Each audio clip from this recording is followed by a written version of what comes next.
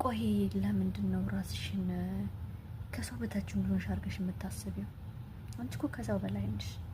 ነገር ግን ራስሽ ፊት ለፊትሽ ወይም እዚህ ጋር አይን ስር ያለውን ነገር ስለማታይ ብቻ ከሰው በላይ ነው ብለሽ ታስቢያለሽ።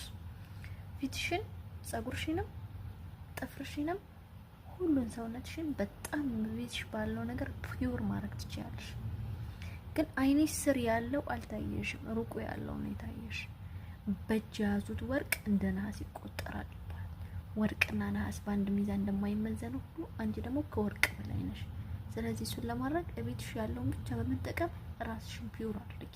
በሎሚ በሩዝ በተለያዩ አንቺ የምጠያቸው አይረባም ብለሽ የምትጠያቸው ነገሮች በሙሉ ላንቺ ግን ውጤት የሚያመጡሽ ናቸው።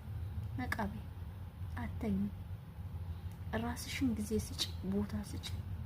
ሰዎች ምናሉ ብለሽ ሳይሆን የራስሽን አመለካከትና አረማመድ ብቻ ሂጂ። ሁሌ በመደቆምና በመደቆም ራስሽን አትጣይ። አስተዋይ ብልጥ ሁኚ፣ ብስል ሁኚ።